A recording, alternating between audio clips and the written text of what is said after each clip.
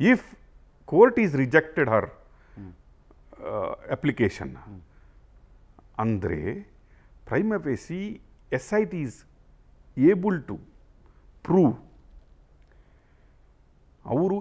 ಅವರ ಸ್ಟ್ಯಾಂಡ್ ಏನಿದೆ, ಹೌದು ನಮಗೆ ಅಗತ್ಯತೆ ಇದೆ ಇವರು ಇನ್ಕ್ವೈರಿ ಮಾಡೋದು, ಇವರು ರಿಯಲಿ ಅಕ್ಯೂಸ್ಡ್ ಅಂತ ಆ ಯಾವ ಸ್ಟ್ಯಾಂಡನ್ನು ಅವರು ತಗೊಂಡಿದ್ದಾರೆ, they are able to convince ಕೋರ್ಟ್ಗೆ ಮನದಟ್ಟು ಮಾಡಿದ್ದಾರೆ ಅವರು. That's what we have to analyse. ಅವ್ರ ಜಡ್ಜ್ ಈಗ ಜಡ್ಜ್ಮೆಂಟ್ ಕೊಡುವಾಗ ಕನ್ವಿನ್ಸ್ ಆಗಬೇಕು ಅವರು, in what ground I am rejecting this application ಅಂತ. ಅದರಂದರೆ ಇವತ್ತು ಅರೆಸ್ಟ್ ಏನು ಮಾಡಬೇಕಂತೇನಿಲ್ಲ, ಅದು ಎಗೇನ್ ಐಒ ಬಿಟ್ಟಿದ್ದು, ಕರಿಬೋದು, ಅರೆಸ್ಟ್ ಮಾಡೋದೇನಿರ್ಬೋದು. ಇನ್ಕ್ವೈರಿಗೆ ಅವರು ಕೋಆಪರೇಟ್ ಮಾಡಿದರೆ, ನೋಡಮ್ಮ ಇನ್ಕ್ವೈರಿಗೆ ಬಂದುಬಿಡಿ ದೇವೇಗೌಡರ ಸೊಸೆ, ನಾವು ನಿಮ್ಮನ್ನು ಅರೆಸ್ಟ್ ಮಾಡಲ್ಲ. ಇದನ್ನೇ ನಾನು ಲಾಸ್ಟ್ ವಾರ ಹೇಳಿರೋದು, ಕಾನೂನಿಗೆ ಗೌರವ ಕೊಡಿ. ನಿಮ್ಮ ದೇವೇಗೌಡರು ಲೆಟರ್ ಬರೆದಾಗ ನಾನು ಹೇಳಿದ್ದೀನಿ, ನೀವು ಕಾನೂನಿಗೆ ಗೌರವ ಕೊಡಿ ಅಂತ ಹೇಳ್ತಾ ಇದ್ದಾರಲ್ಲ, ನಿಮ್ಮ ಸೊಸೆಗೆ ಹೋಗಿ 3 ನೋಟಿಸ್ ಆಗಿದೆ, ಹೋಗಿ ಹೇಳಿ, ಹೋಗ್ಲಿಕ್ಕೆ ಹೇಳಿ. ನಾಳೆ ನೀವು ಪುನಃ ಸಿಂಪತಿ ಗ್ರೌಂಡನ್ನು ಎಳಿಬೇಡಿ, ನನ್ನ ಮನೆಯ ಸೊಸೆಯನ್ನು ಅರೆಸ್ಟ್ ಮಾಡಿದ್ದಾರೆ ಅಂತ ಎಳಿಬೇಡಿ. ಕಾನೂನಿಗೆ ಗೌರವ ಕೊಡಿ. 3ನೇ ನೋಟಿಸ್ ಆಗಿದೆ, ಈಗ ಆಂಟಿಸಿಪೇಟರಿ ಬೇಲ್ಗೆ ಹೋಗ್ತಾರೆ, SIT ಆಟೋಮೆಟಿಕ್ ಹೋಗಿ ಹೇಳುತ್ತೆ, ಇಲ್ಲ ಅವರು ಕೋಆಪರೇಟ್ ಮಾಡ್ತಾ ಇಲ್ಲ, 3ನೇ ನೋಟಿಸ್ ಆಯಿತು, 4ನೇ ನೋಟಿಸ್ ಆಯಿತು, ಅವ್ರು ನಮಗೆ ಕೇಳ್ತಾ ಇಲ್ಲ, ಬೇಲ್ ಕೊಡಬೇಡಿ ಅಂತ ಕೇಳುತ್ತೆ. ಬೇಲ್ ರಿಜೆಕ್ಟ್ ಆದರೆ ಮತ್ತೆ ನೀವು ನಿಮ್ಮ ತಲೆ ಜಜ್ಜಿಕೊಂಡು ನಮ್ಮನ್ನು ಟಾರ್ಗೆಟ್ ಮಾಡಲಾಗಿದೆ, ನಮ್ಮ ವರ್ಚಸ್ಸನ್ನು ಕಳೀಲಾಗ್ತಾ ಇದೆ, ಇದು ಷಡ್ಯಂತ್ರ, ಇದು ಪಿತೂರಿ, ಡೋಂಟ್ ಟೆಲ್ ದಟ್ ಅಂತ ನಾನು 1 ವಾರದ ಮುಂಚೆ ಹೇಳಿದ್ದೀನಿ, ಬುದ್ಧಿ ಹೇಳಿದಂಗೆ ಹೇಳಿದ್ದೀನಿ. ಫಸ್ಟ್ ನೋಟಿಸ್ಗೆ ಬಂದಿದ್ದರೆ, ಸೆಕೆಂಡ್ ನೋಟಿಸ್ಗೂ ಬಂದಿದ್ದರೆ ಕೋರ್ಟು ಅದನ್ನು ಮಾನ್ಯ ಮಾಡ್ತಾ ಇತ್ತು ಏನೋ ಇವತ್ತು ಅಪ್ಲಿಕೇಶನ್. ಯಾಕಂದರೆ ಕೋರ್ಟ್ಗೆ ರೆಸ್ಪೆಕ್ಟ್ ಕೊಡ್ತಾ ಇದ್ದಾರೆ, ಇನ್ವೆಸ್ಟಿಗೇಷನ್ಗೆ ಕೋಆಪರೇಟಿವ್ ಮಾಡ್ತಾ ಇದ್ದಾರೆ. ಅದರ ಮಧ್ಯೆ ಏನೋ ಕಾಯಿಲೆ ಅಂತ ಹೇಳ್ತಾ ಇದ್ದಾರೆ, ಹೆಂಗಸು ಬೇರೆ. ಫಸ್ಟ್ ಒಂದು ನಾರಿ ಅಂತ ಹೇಳಿದ ಮೇಲೆ, ಹೆಂಗಸು ಅಂತ ಹೇಳಿದ ಮೇಲೆ ಒಂದು ಸಿಂಪತಿ ಗ್ರೌಂಡ್ ಇದ್ದೇ ಇದೆ. ಇದನ್ನೆಲ್ಲ ನೋಡಿಕೊಂಡು ಕೋರ್ಟನ್ನು ಕೊಡ್ಬೋದಿತ್ತೋ ಏನೋ. But the way they treated police, SIT ನೋಟಿಸನ್ನು, ಇವರ ಮನೆ ಹಚ್ಚಬೇಕು, ಇವರು ನೋಡ್ಲಿಕ್ಕೆ ಸಿಗಲ್ಲ, ಬಂದ್ರೂ ಹೊರಗಡೆ ಬರಲ್ಲ, ಇದೆಲ್ಲ ನೋಡುವಾಗ ಒಂದು ಕಡೆ ಕೋರ್ಟನ್ನು ಕನ್ವಿನ್ಸ್ ಆಗುತ್ತೆ, yes why they are not cooperating. Correct. ಈಗ SIT ಮೇಲೆ ಇನ್ನೊಂದು ಪ್ರೆಷರ್ ಇದೆ. Within 90 days of the FIR, 90 days ಒಳಗಡೆ ಚಾರ್ಜ್ ಶೀಟ್ ಫೈಲ್ ಮಾಡಬೇಕು. ಅಟ್ಲೀಸ್ಟ್ ಪ್ರಿಲಿಮಿನರಿ ಚಾರ್ಜ್ ಶೀಟ್ ಆದರೂ ಫೈಲ್ ಆಗಬೇಕು. Otherwise accused will get automatic bail. ನೀವು 90 ದಿನದ ಒಳಗಡೆ ಅವರು charge sheet, interim charge sheet ಆದರೂ ಫೈಲ್ ಆಗಿಲ್ಲ ಅಂದರೆ automatically accused will get bail. ಅಂದರೆ you are not able to prove the guilt. ನೀವೇನು ಮಾಡ್ತಾ ಇದ್ರಿ, ಒಬ್ಬನನ್ನು ನಿರಪರಾಧಿನ ತೊಗೊಂಡ್ಬಿಟ್ಟು ಎಷ್ಟು ದಿನ ಜೈಲಲ್ಲಿ ಇಡಬೇಕಂತ ಇದ್ರಿ. Court will ask. ಇನ್ನೊಂದು ಇಲ್ಲಿ ಮಹತ್ತರವಾದ ಇನ್ನೊಂದು ಬೆಳವಣಿಗೆ ನಾನು ನೋಡ್ತಾ ಇದ್ದೀನಿ ಅಂದರೆ, SIT is the way of SIT is conducting the investigation. ನಿನ್ನೆ ನಾವು ರಾತ್ರಿ ನೋಡ್ತೀವಿ, ಅವನನ್ನು ಇಳಿಸುವಾಗ 5 ಜನ ಮಹಿಳಾ ಅಧಿಕಾರಿಯೊಟ್ಟಿಗೆ ಮಧ್ಯದಲ್ಲಿ ಕೂರಿಸ್ಕೊಂಡು ಬಂದಿರ್ತಾರೆ.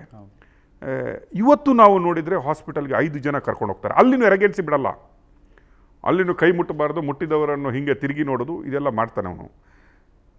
What they are trying to prove?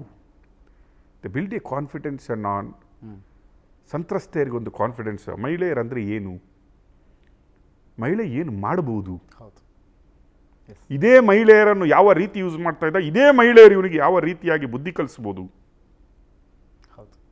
Don't treat ಒಂದು ಹೆಣ್ಣು ಮಗಳನ್ನು ಈ ರೀತಿ, ತಾಯಿಯನ್ನು ಈ ರೀತಿ ಟ್ರೀಟ್ಮೆಂಟ್ ಮಾಡಿದರೆ, ಇದೇ ತಾಯಂದರು ನಿನ್ನನ್ನು ಯಾವ ಲೆವೆಲ್ಗೆ ಮಾಡ್ಬೋದು, ಲಾ ಯಾವ ರೀತಿ ಇದೆ, that building one kind of confidence. ಇನ್ನೊಂದು ನನಗೆ ನಗು ಬರ್ತಾಯಿತ್ತು, ನಾವು ಇನ್ನೊಂದು ಹೇಳ್ತಾ ಇದ್ವಿ. ನನಗೊಬ್ಬರು ಅಂತಾರಾಷ್ಟ್ರೀಯ ವಾಸ್ತುತಜ್ಞರು ಹೇಳಿದರು, ದೇವೇಗೌಡರಿಗೆ ಶ್ರೀಕಂಟಕ ಇದೆ, ದೇವೇಗೌಡರ ಫ್ಯಾಮಿಲಿಗೆ. ನಾನು ಇದನ್ನು ಎಕ್ಸ್ಪ್ಲೈನ್ ಮಾಡಿದ್ದೀನಿ. I don't know it's a coincidence ಅಥವಾ it happens like that, I don't know. ಅವರು ಮಾತಾಡುವಾಗ ತೇಜಸ್ವಿನಿ ರಮೇಶ್ ಅವರನ್ನು ದೇವೇಗೌಡರ ಎದುರುಗಡೆ ನಿಲ್ಲಿಸಿದ್ರು, ಸೋಲ್ತಾರೆ. ನಿಮಗೆ ನಾನು ಹೇಳಿದ್ದೀನಿ, ಭವಾನಿ ರೇವಣ್ಣನವರ ಬಗ್ಗೆ ಮಾತಾಡುವಾಗ ನಾನು ನಿಮಗೆ ನೋಡಿದ್ದೀನಿ, ವೆನ್ ಎವರ್ ದೇವೇಗೌಡರ ಫ್ಯಾಮಿಲಿ ಶ್ರೀ ಅಗೇನ್ಸ್ಟ್ ಹೋಗಿದ್ರೆ ಅದು ದೇವೇಗೌಡರ ಫ್ಯಾಮಿಲಿಗೆ ಕಂಟಕ ಆಗಿದೆ. ಈಗ ಈ ಸಂತ್ರಸ್ತರು ಎಲ್ಲರ ಶ್ರೀಗಳೇ, ಕರೆಕ್ಟ್.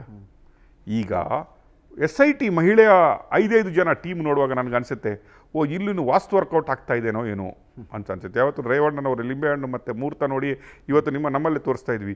ಶುಕ್ರವಾರ ಇವತ್ತು ಒಳ್ಳೆ ದಿನ ಅಂತ ಯಾರೋ ಜ್ಯೋತಿಷಿ ಹೇಳಿದ್ದಕ್ಕೆ ಬಂದರು ಅಂತ. ನಾನು ಇವತ್ತೊಂದು ಕಾರ್ಟೂನ್ ನೋಡಿದೆ ಬೆಳಿಗ್ಗೆ. ರೇವಣ್ಣನವರು ಒಂದು ಚಪ್ಪಲಿ ಇಟ್ಕೊಂಡು ಮನೆ ಒಳಗಡೆ ನೋಡ್ತಾ ಇರ್ತಾರೆ. ಅದರಲ್ಲಿ ಹೇಳ್ತಾರೆ, ಜ್ಯೋತಿಷಿ ಹಾಕಿದ್ದನ್ನು ಹೇಳಿದ್ದಾರೆ, ನಿಮ್ಮ ಮಗ ಅಂತಾರಾಷ್ಟ್ರೀಯ ಮಟ್ಟದಲ್ಲಿ ಖ್ಯಾತಿ ಹೊಂದ್ತಾನೆ ಸ್ವಲ್ಪವೇ ದಿನಗಳಲ್ಲಿ ಅಂತ. ಆ ಜ್ಯೋತಿಷಿ ಮನೆಗೆ ಇವರು ಹಿಂಗೆ ಚಪ್ಪಲಿ ಇಟ್ಕೊಂಡು ನೋಡುವಂಥ ಒಂದು ದೃಶ್ಯ ಇತ್ತು. ಅಂತಾರಾಷ್ಟ್ರೀಯ ಮಟ್ಟದಲ್ಲಿ ಖ್ಯಾತಿಯ ವಿಖ್ಯಾತಿಯ, everybody knows Prajwal Revanna and Revanna today. And ದೇವೇಗೌಡರಂತೂ ನಮ್ಮ ಮಾಜಿ ಪ್ರಧಾನಿಯಾಗಿ ಎಂಟೈರ್ ಇಂಡಿಯಾ ವರ್ಲ್ಡಿಗೆ ಗೊತ್ತಿದ್ದವರು. ಇದರಲ್ಲಿ ಸ್ವಲ್ಪ ಕುಮಾರಸ್ವಾಮಿನೂ ಫೇಮಸ್ ಆಗಿದ್ದರು. ಕುಮಾರಸ್ವಾಮಿ ಸ್ವಲ್ಪ ಕರ್ನಾಟಕ ಮಟ್ಟಕ್ಕಿದ್ರು.